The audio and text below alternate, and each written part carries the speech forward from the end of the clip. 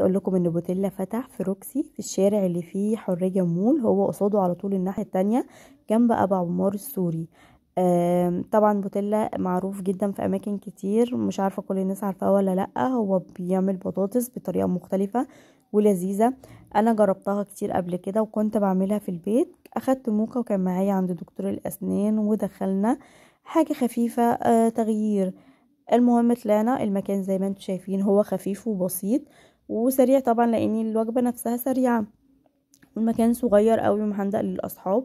لو هتاكلي موجود في المكان او هتاكلي برا تطلبي برا. احنا طلبنا اتنين، انا طلبت اللحمة وهو طلب التشيكن.